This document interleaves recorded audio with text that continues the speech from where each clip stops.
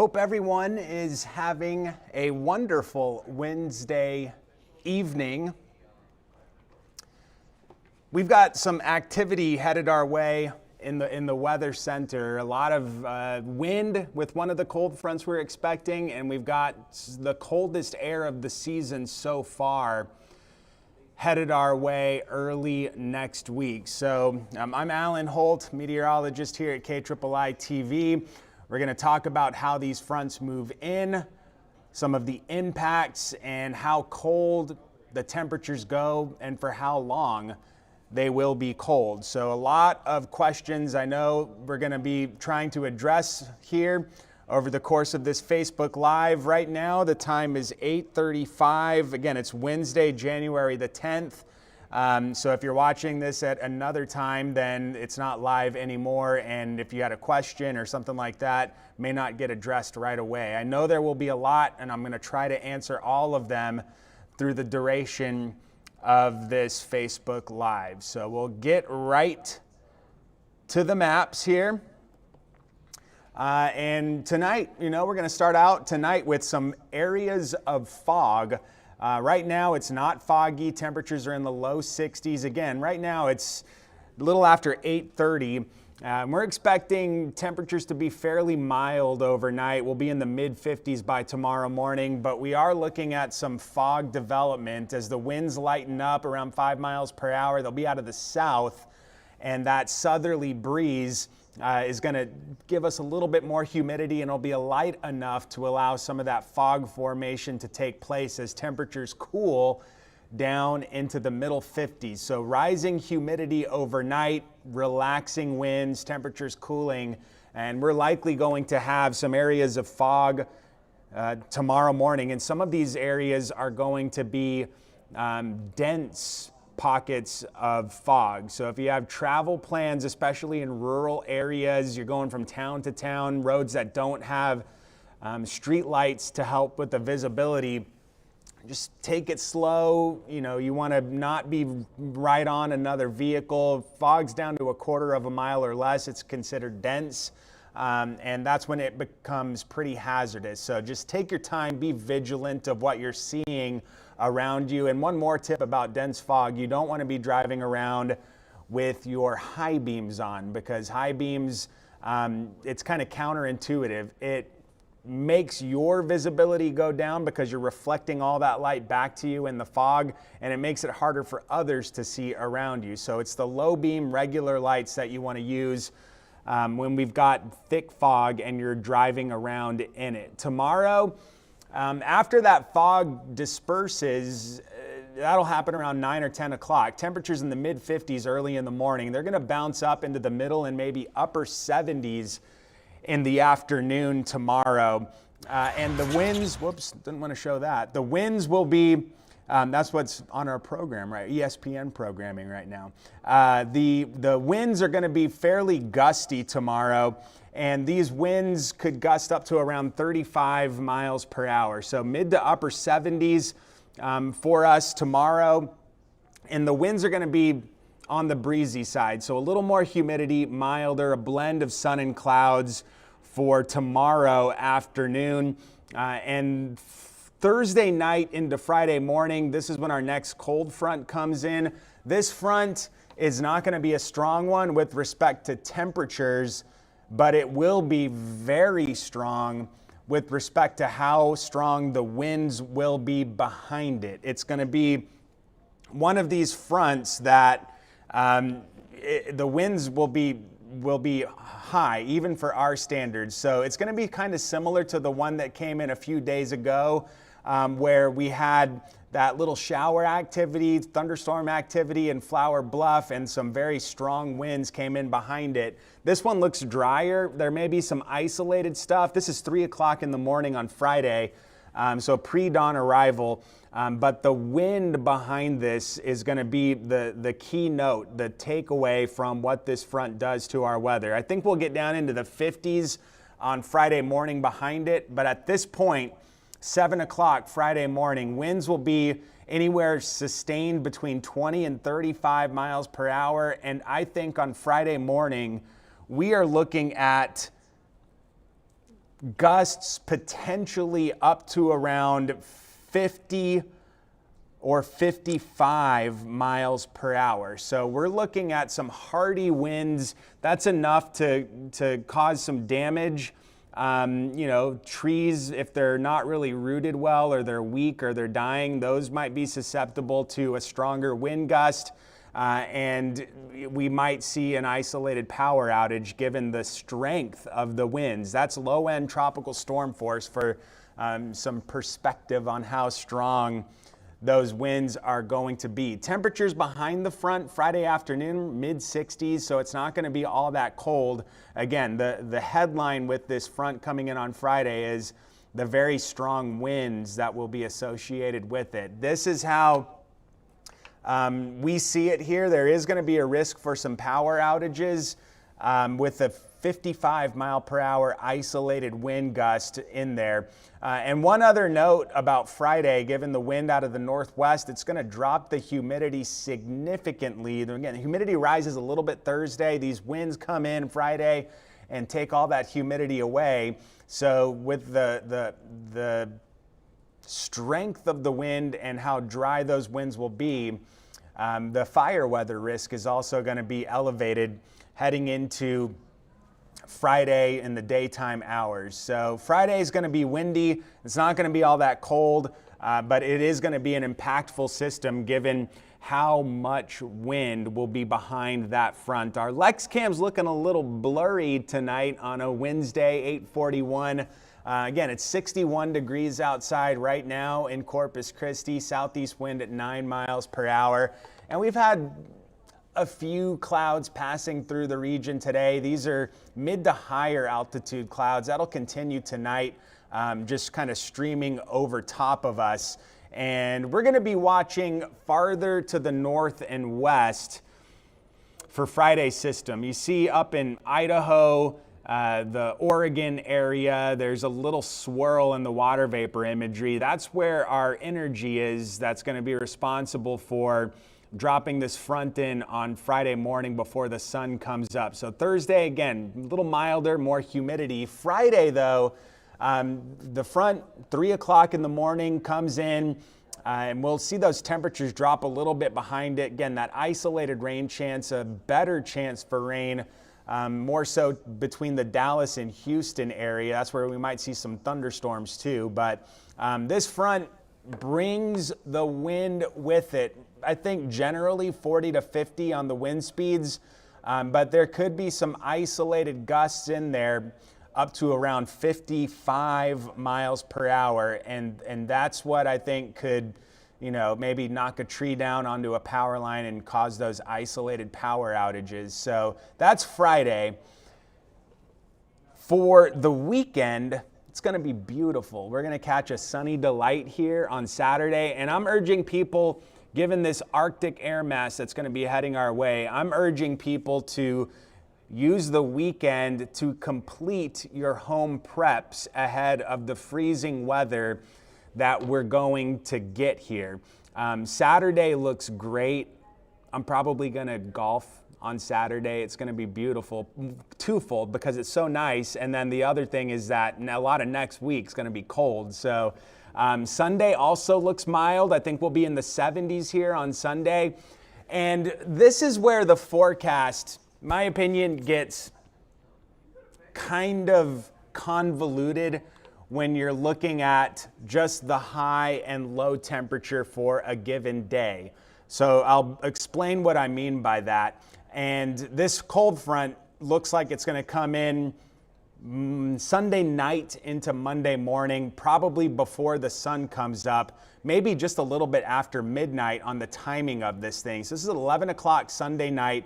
We're still in the 60s, right? So as this front is coming in, the temperature on Monday, 12:01 in the morning, right? As the clock strikes midnight, probably going to be in the 60s, and that is going to be the high temperature for the day. The cold front comes in. This is 10 o'clock in the morning now, and you see where the temperature's at. We're going to probably be close to 40, maybe even into the upper 30s at this point. And I do see some light rain in the mix, but because the temperatures don't drop immediately down to freezing, this is going to be rain for us. The rain chance will not coincide with the freezing weather, at least as the forecast stands right now, on Monday. So there will be a chance for some ice pellets, sleet, or maybe even freezing rain on elevated surfaces closer to the I-10 corridor, San Antonio, Austin, even Houston, part of that outlook. But for South Texas, the coastal bend, on Monday morning, it's just going to be very raw feeling outside. I know we've got a lot of Martin Luther King Day events happening, one of them the walk at noon, and it's going to be cold. The winds are going to be strong, 20 to 30 miles per hour, and temperatures will be dropping throughout the day.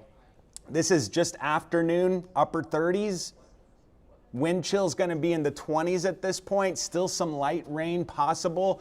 I don't think the roads will be problematic. Again, you need moisture on the road coupled with freezing values for that to be problematic. As long as there's no rain while the temperatures are freezing, we're going to be okay on the roads. And I think at this point, we will be okay. This is now Monday afternoon, still in the upper 30s.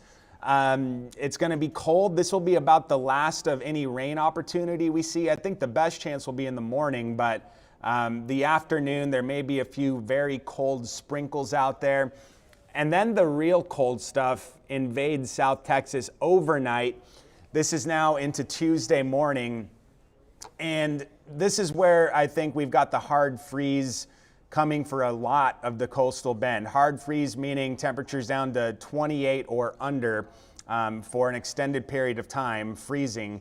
And the wind chill value at this point, the winds won't be as strong as they will be initially when the front comes through on Monday, but by Tuesday morning, the wind chill will be in the teens. So the rain moving south and into the Gulf of Mexico, I don't think we have the precip in play at this point.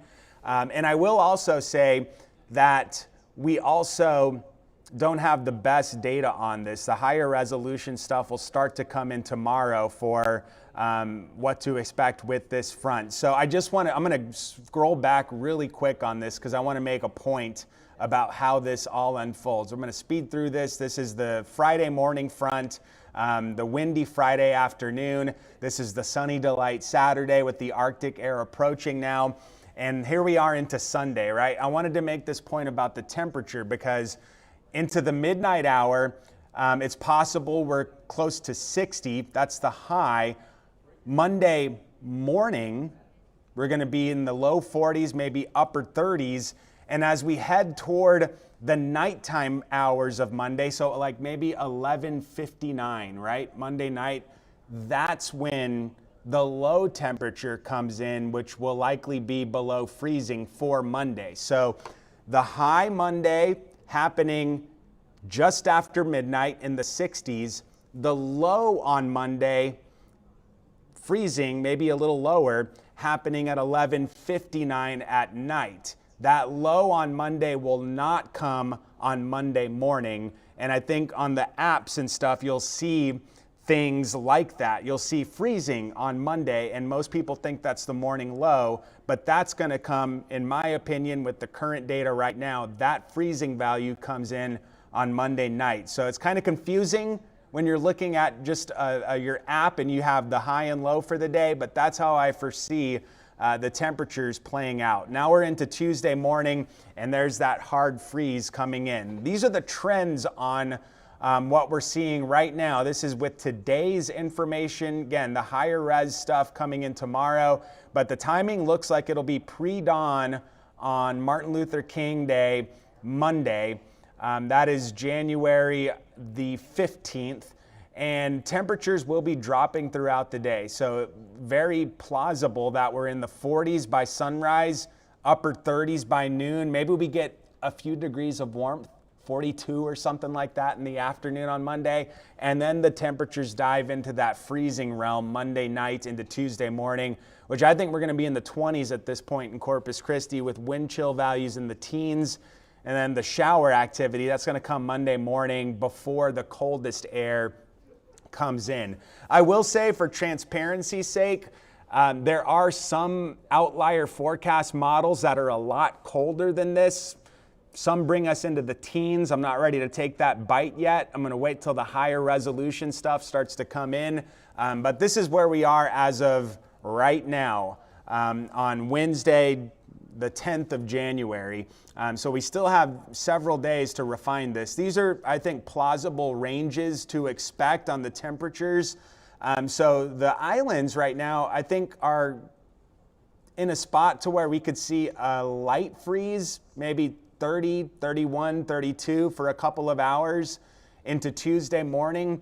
But once you get away from the immediate coastline and coastal areas, that's where you're starting to get into, you know, the hard freeze realm. 25 to 30 degrees in Corpus Christi, and then 20 to 25 degrees as you get farther inland and to the north. So parts of the brush country like Freer, maybe Benavides, in that 20 to 25 degree temperature range heading into Tuesday morning. So it's going to be cold. The wind chill values will be in the teens, and this is going to be adjusted moving forward. If this trend continues where it's a colder, stronger air mass moving in, then we'll make the adjustments. But right now, I think the thing to know is to be prepared for all of this by Sunday. You need to have everything ready to go. We'll go over some of the preps here in a second, but everything ready to go on Sunday.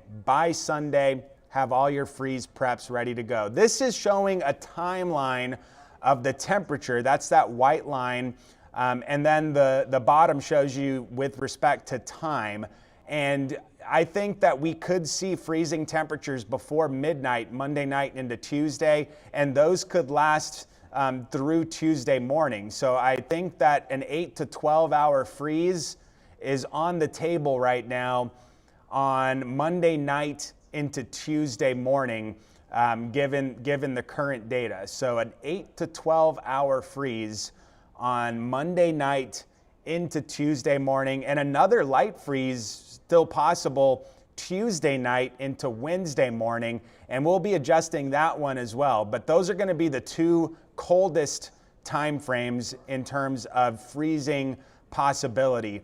The one caveat is if the front comes in a little bit earlier Sunday night into Monday and stronger, then we might have to start talking about the possibility of that happening on Monday morning too, but not for as long. So I think that answer to that little scenario will be apparent once the higher resolution data comes in, and that starts to come in Thursday and Friday for the Monday, Tuesday timeframe. So we'll get to that with time. I don't like to go all in on anything without the best possible data. So that's going to be something that we certainly are tuned into. So for the preps, you got to be taking care of the plants, people, pets, all of those things. Plants covered. I saw a tip today where if you haven't put up your Christmas lights yet, you can just keep them on around the plants and cover them.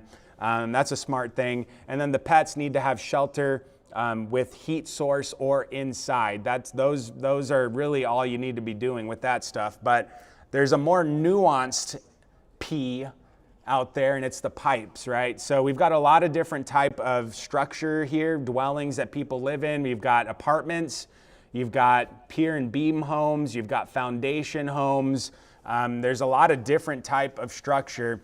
And the ones that are most susceptible to the freezing values, those are going to be your pier and beam structures, especially if they're not skirted around the sides. That cold air can just slip right under. And if you have exposed piping under your house, that's where things start getting a little bit tricky. So the home preps for pipes, this is just things to be aware of as we head toward early next week. The first thing first is you want to make sure that any exposed pipes or spigots are covered, insulated. Take the hose off of the spigot, right? The faucet needs to be hoseless and covered when the time comes for these freezing values. Draining the hose also helps before you do that. You don't want any water left in the hose.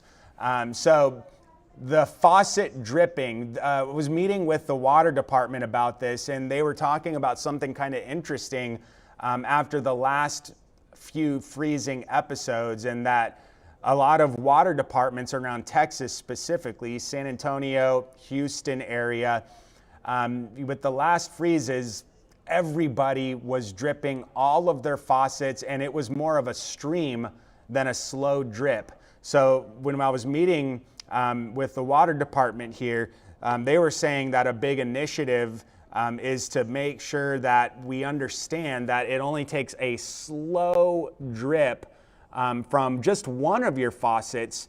The key to the one faucet slow drip is to be able to locate, though, the faucet that is the most removed from your source of water. So, most will have a water shutoff under the house, and then all of the the bathrooms or the sinks, the kitchens will be close to that area. You'll want to find the one that's the farthest away, and that helps circulate the water with just the slow drip.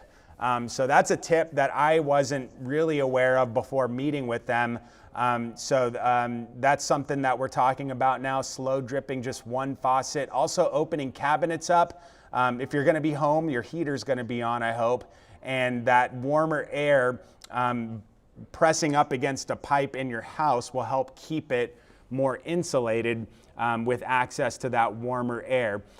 Speaking of having access to your water shutoff, you got to know where that is. If a pipe does burst, you got to be able to shut the water off or you're going to have a big mess. So locate that, be able to turn it off, maybe do a test run. Just turn it off, see if that works. It's not hard. I'll just a story with the 2021 freeze. That's what I did. I shut my water off, drained all the pipes out. I have a pier and beam home, and I didn't have any pipes burst.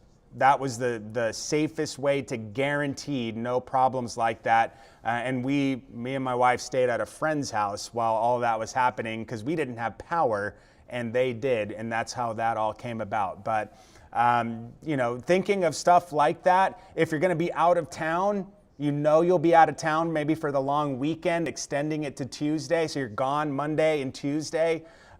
You'll want to shut the water off if you think you're going to have problems, and then drain the pipes. Got to drain the pipes too, because that water can still freeze even though the water is shut off.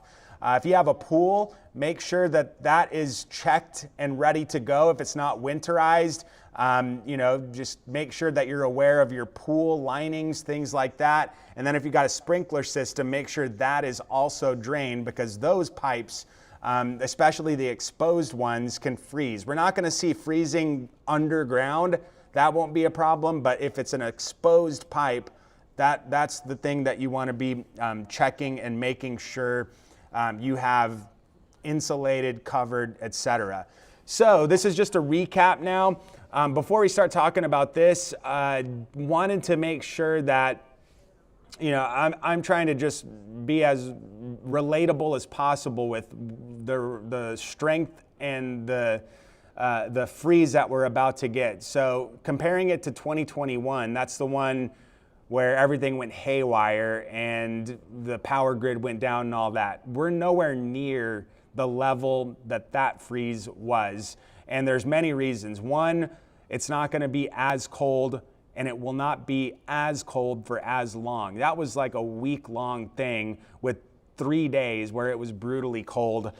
So it's not going to be as severe cold, and it will not be for as long a duration. The other thing is that this one's not going to be as encompassing with respect to the freezing rain and snowfall that fell north of here. We were primarily a freezing rain thing. It shut down all the big roads. We're not going to have that, and that won't be a problem here. So this is not to the level of 2021. It's more similar to the freeze we had, not this past Christmas, but 2022, where it got down into the mid-20s. So this looks to me, as of the 10th of January, that the freezing, the bigger part of the freeze is going to be Monday night into Tuesday morning, with a hard freeze in 20s possible. That's what we're looking at on the freeze timeline. The wind chill going to be in the 20s and teens as we head into Tuesday morning. Very cold. kids will be going to school. I mean, I don't think that we shut down just for cold.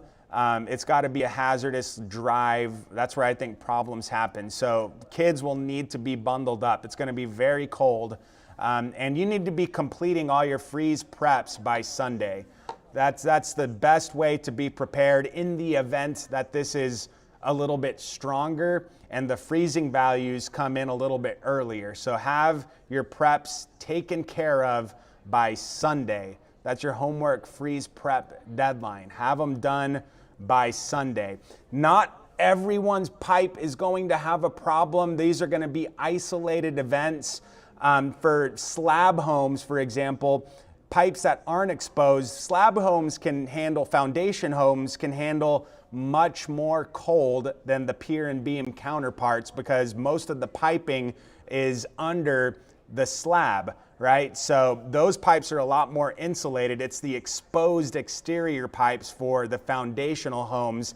I think the pier and beam structures, those are going to be the ones that are more susceptible to having to slow drip the pipes given the temperature outlook. If we were expecting teens in the temperature, then I think everybody drip. But for this one, I think that the most prone to having pipe problems will be the pier and beam structures. So it's now 9 o'clock. We've been going at it strong for 30 minutes.